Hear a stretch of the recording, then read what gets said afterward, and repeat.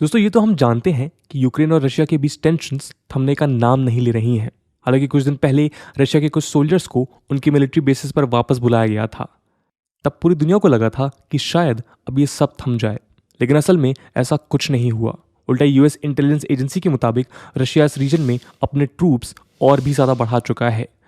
US president ने भी latest conference में फिर वही बात दोहराई है कि रशिया यूक्रेन पर हमला करने की सभी तैयारियां कर चुका है और अब वो झूठी खबरें फैलाकर यूक्रेन पर कब्जा करने का बहाना ढूंढ रहा है। दोस्तों इसमें involve major powers in tensions को कम करने के बजाय अलग अलग देशों से उनके सपोर्ट की मांग कर रहे हैं। इसलिए आज कोई भी देश चाह कर भी इस क्राइसिस से मुंह नहीं मोड़ पा रहा है। इसलिए ये क्राइसिस बाकी देशों की तरह इंडिया के लिए भी एक बहुत बड़ा पॉलिटिकल टेस्ट बन चुका है। लेकिन ये डायलेमा आपको कुछ सुना सुना सा नहीं लगता? जी हाँ, ऐसा ही कुछ आज से 60 से 70 साल पहले भी हुआ था, जब पूरी दुनिया कोल्ड वॉर के चलते दो गुटों में बंट गई थी। तब भी इंडिया को यूएस और यूएसएसआर के बीच किसी एक को चुनना था, लेकिन तब इंडियन लीडर्स ने नॉन अलाइनमेंट की पॉलिसी का सहारा लिया। आज भी वही मंजर देखने को मिल रहा है। आज भी इंडिया एक बैलेंस्ड अप्रोच अपना रहा है, लेकिन कई स्ट्रेटेजिक एक्सपर्ट्स का मानना है कि यह अप्रोच इंडिया के फॉरेन पॉलिसी नैरेटिव के लिए एक बड़ा खतरा है। और वो ऐसा क्यों कह रहे हैं, ये हम आज के वीडियो में समझने की कोशिश करेंगे। तो आज के वीडियो में हम इसी क्राइसिस में इंडिया के रिस्पॉन्स को एनालाइज करेंगे और जानेंगे कि क्यों ये क्राइसिस इंडिया के लिए एक लूज लूज सिचुएशन है।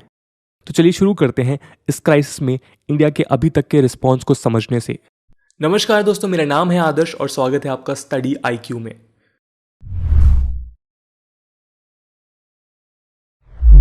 दोस्तों इस डिप्लोमेटिक क्राइसिस में इंडिया एक बहुत बैलेंस्ड और प्रिवेंटिव अप्रोच अपनाने की कोशिश कर रहा है। पहले तो इंडिया ने कई हफ्तों तक इस क्राइसिस पर डिप्लोमेटिक साइलेंस मेंटेन किया, लेकिन अब जब उसने चुप्पी तोड़ी तब उसने अपने ग्लोबल कम्युनिटी से इस क्राइसिस को डिप्लोमेटिक और पीसफुल तरीके से सुलझाने की गुहार की।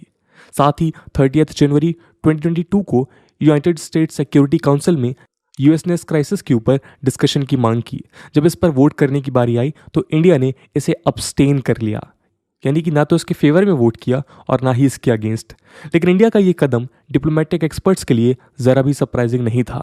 वो इसलिए क्योंकि 2014 में जब रशिया ने क्राइमिया पर अटैक किया था और यूएस ने उसके खिलाफ यूनाइटेड नेशन सिक्योरिटी काउंसिल में एक रेजोल्यूशन पास किया था, तब भी इंडिया ने अपना वोट अब्सटेन कर लिया था। रशियन एनालिस्ट ने इंडिया के इस कदम को प्रो रशियन व्यू से देखते हुए इंडिया को शुक्रिया अदा किया है। लेकिन आपको बता दें कि इसी दौरान इंडिया ने चाइना में हो रहे विंटर ओलंपिक्स को भी बॉयकॉट किया, जहां पर रशिया यूक्रेन को लेकर अपने व्यू प्रमोट करने आया था। इसलिए इंडिया के इस बॉयकॉट को एक प्रो यूएस एंगल से भी देखा गया। लेकिन असल में इंडिया का ये स्टेप न तो प्रो यूएस था और ना ही प्रो रशियन, बल्कि उसने किसी भी साइड्स को नाराज ना करते हुए एक सेफ ऑप्शन चूज किया। तो आप देख सकते हैं कि किस तरह आज जियोपॉलिटिक्स में कोई साइड ना लेना भी किसी न किसी की साइड लेने के बराबर ही है। खैर इतना ही नहीं, हाल ही में मेलबर्न में हुई क्वाड फॉरेन मिनिस्टर्स की मीटिंग के दौरान भी इंडिया ने इस मुद्दे को डिस्कस करने से साफ इनकार कर दिया, जिससे ये समझ आता है कि किसी एक ब्लॉक की साइड की बात तो दूर, बल्कि इंडिया इस मुद्दे पर खुलकर बात भी नहीं करना चाहता है। तो दोस्तों ये साइलेंस इंडिया के डायलेमा को चीख चीख कर बयां करता है। खैर जाहिर है कि कुछ लोग ये ज़रूर सोच रहे होंगे कि यूक्रेन ना तो इंडिया के साथ कोई बॉर्डर शेयर करता है और ना ही ये दोनों देश आपस में कोई खास संबंध रखते हैं, और तो और इंडिया यूक्रेन से लगभग 4000 किलोमीटर दूर बसा है। तो ऐसे में इंडिया को इस क्राइसिस से क्या खतरा है? लेकिन इस ग्लोबलाइज्ड और हाईली इंटरकनेक्टेड वर्ल्ड में इंडिया इस क्राइसिस से नहीं बच सकता है। और वो क्यों, आइए जानते हैं।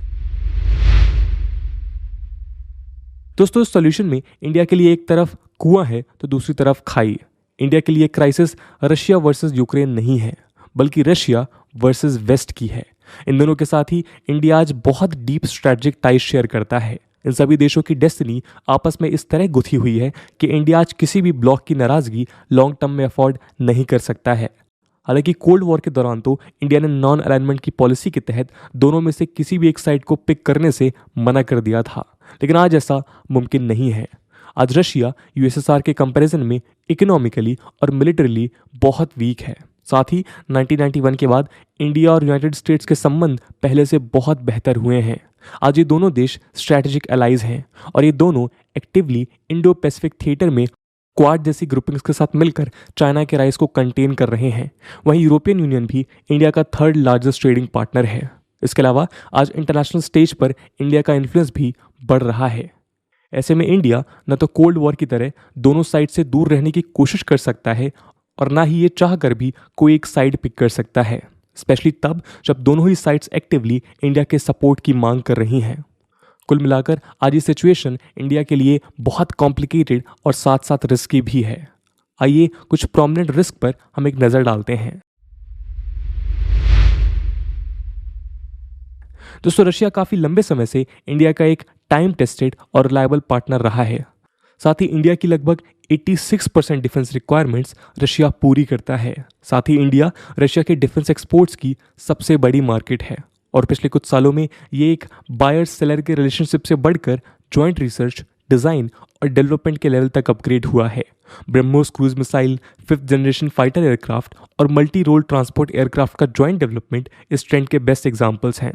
डिफेंस के साथ साथ रशिया ने कई बार यूनाइटेड नेशंस में खुलकर कश्मीर इशू पर इंडिया को सपोर्ट किया है। इतना ही नहीं, उसने ब्रिक्स और एससीओ जैसे चाइनीज डोमिनेटेड प्लेटफॉर्म्स पर भी इंडिया के इंटरेस्ट को सपोर्ट किया है। साथ ही रशिया यूएनएससी का एक परमानेंट मेंबर भी है, इसलिए यूएनएससी की परमानेंट सीट के एम्बिशन में रशिया का सपोर्ट इंडिया के लिए बहुत ज़्यादा क्रूशल है। यानी कि रशिया के अगेंस्ट जाना इंडिया के लिए अभी नामुमकिन है। लेकिन दूसरी तरफ रशिया का साथ देने का मतलब यूएस के एग्रेसिव सैंक्शंस को खुला निमंत्रण देना है।